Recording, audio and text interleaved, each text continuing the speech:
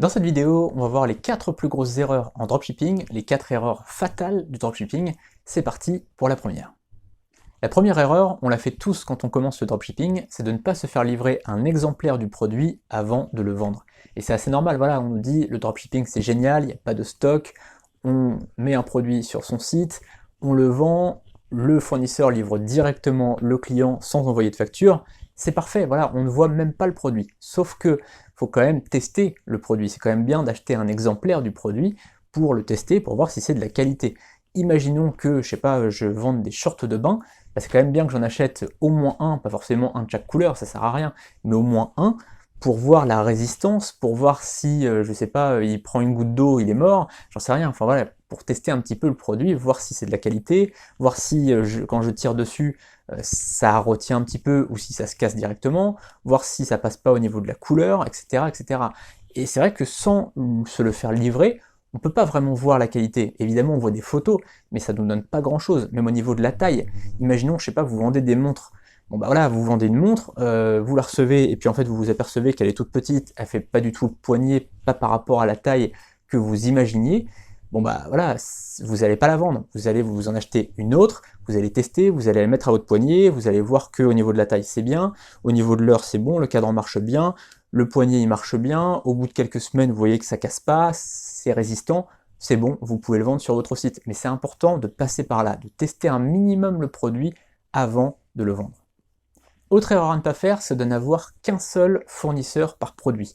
Et ça, c'est un gros problème, parce que beaucoup de gens le font, c'est-à-dire qu'ils ont une boutique en ligne, ils ont des produits, et ils ont un seul fournisseur. Le problème, c'est que, vous le savez très bien, les fournisseurs, il y en a beaucoup qui proposent le même produit, exactement le même. Et en fait, ce qui est important, c'est d'avoir un remplaçant. C'est comme dans un match de foot, c'est important d'avoir un remplaçant. Si un joueur se blesse, si un joueur prend un carton jaune et vous avez peur qu'il prenne un deuxième carton jaune, on le fait sortir, on fait rentrer le remplaçant. Bah là, c'est exactement pareil. Pourquoi? Parce qu'il peut y avoir un fournisseur, il est très bien, tout se passe très bien, mais à un moment donné, il manque des produits, c'est-à-dire qu'il est en rupture de stock sur certains produits. Bah dans ce cas-là, vous faites entrer le remplaçant et vous allez du coup passer commande au remplaçant plutôt qu'au titulaire, tout simplement. Donc c'est important d'avoir plusieurs fournisseurs pour chaque produit. Donc faites une liste. Tiens, mon maillot de bain, là je disais par exemple un maillot de bain ou un short de bain ou je sais pas quoi, pour le short de bain bleu, il y a ce fournisseur-là, c'est le titulaire, lui c'est le remplaçant, éventuellement mettez un troisième, histoire de dire en réserve, on a quelqu'un au cas où les deux premiers n'aillent pas le produit, etc. Mais au moins, voilà, vous êtes sûr, si jamais il y en a un qui est en rupture de stock, ou qui ferme, on sait jamais, ça peut arriver, ça m'est jamais arrivé, mais ça peut arriver, voilà, si jamais un fournisseur ferme ou qu'il est en rupture de stock, boum, vous faites marcher le remplaçant, et ça marche très bien comme ça. La troisième erreur, c'est de n'avoir qu'un seul site de vente en ligne. Ça, c'est un danger, parce qu'imaginez que vous ayez un site de vente de maillots de bain, par exemple. Il marche bien, vous êtes content, etc. Et puis là, vous avez un problème, sur votre site, il y a un petit bug qui empêche les gens de passer commande. Bah, tout simplement, pendant peut-être une journée, 2 jours, 3 jours, vous vous retrouvez avec 0 € de chiffre d'affaires, donc vous êtes en pression parce que vous vous dites, mais si je résous pas le problème, je gagne plus d'argent, c'est un danger. D'accord? C'est aussi un problème par rapport à la saisonnalité des ventes. Imaginons, voilà, on reprend l'exemple de la boutique en ligne de maillots de bain, bah forcément, vous allez faire plus de ventes en juin, juillet, août, par exemple, qu'en décembre. Même si, voilà, vous pouvez avoir des clients en Asie ou en Amérique ou choses comme ça, mais globalement, si vous vendez plutôt à des clients français, belges, suisses, etc., bah forcément, votre clientèle va être plutôt à même d'acheter, voilà, en mai, juin, juillet, août, et le reste de l'année, du coup, vous allez faire moins de chiffres. La solution, c'est d'avoir plus de sites, tout simplement, d'avoir 3, 4, 5 sites. Le problème, c'est que, bah, vous allez me dire, c'est cher. Un abonnement Shopify, c'est 29 $ par mois, et comme je vous le dis à chaque fois, j'en parle toujours, mais grosso modo, un abonnement Shopify, si vraiment on veut un site solide, si on veut un site complet, qui fait des choses, si on veut des plugins qui permettent d'avoir un site quand même au niveau marketing assez complet, ça nous coûte tout de suite 100 € par mois. 100 € par mois par site. Vous allez me dire, bah, j'ai pas les moyens aujourd'hui de dépenser 400 ou 500 € par mois. Et bien la solution, c'est pas Shopify, c'est WooCommerce, tout simplement. Et c'est pour ça que dans la formation qui est juste en dessous dans la description, je parle uniquement de WooCommerce. Créer un site avec WordPress plus WooCommerce, ça va vous coûter 72 € par an. Pourquoi 72 €?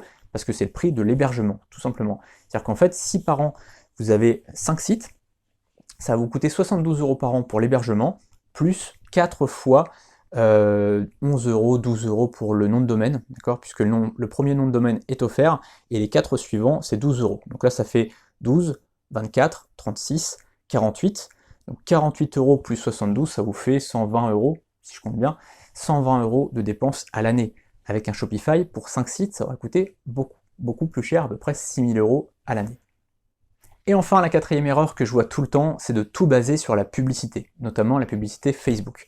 Le problème de la pub, c'est que du jour au lendemain, Facebook peut directement supprimer votre compte, vous ne pouvez plus faire de pub, elle est bloquée, et donc vous ne pouvez plus gagner d'argent. Imaginez que ce soit votre seule source de trafic, et ben vous êtes bloqué, tout simplement. Si vous faites de la pub ailleurs, d'accord, si vous avez de la pub aussi sur Google, sur Facebook, sur Taboola, etc., si vous avez plusieurs régies, bon, d'accord. Mais si un jour vous voulez arrêter de faire de la pub, vous n'avez plus rien. Moi aujourd'hui, je ne fais pas de pub sur mes sites e-commerce, d'accord? Mes sites de dropshipping, je ne fais pas de pub du tout, 0 € de pub, et donc bah, forcément, je fais moins de chiffre d'affaires que beaucoup de vendeurs qui vous disent « ouais, j'ai fait 1 million cette année », sauf que ils ont fait 1 million, mais peut-être qu'ils ont dépensé 600 ou 700 000 de pub, d'accord? Moi, je fais beaucoup moins de chiffre d'affaires, je fais à peu près à l'année, ça dépend, je ne vais pas vous dire de bêtises, mais entre 200 et 400 000 € de chiffre d'affaires à l'année, ça dépend des années, mais globalement, sur ces 200 000 ou 400 000 € à l'année, et j'en crée de nouveaux chaque année, et bah il n'y a pas de pub dessus, d'accord? Donc je ne prends pas de risque, finalement, je n'ai pas de risque de perte d'argent. Et je précise quand même une chose, c'est que le dropshipping, c'est qu'une toute petite partie de mon travail. C'est-à-dire qu'en fait, je fais presque pas de dropshipping, j'y consacre moins d'1 heure par jour, donc c'est juste pour vous dire que ça peut quand même générer des ventes. Il n'y a pas besoin de faire de la pub forcément pour générer des ventes. On peut avoir des articles, on peut avoir de bonnes fiches produits, tout simplement.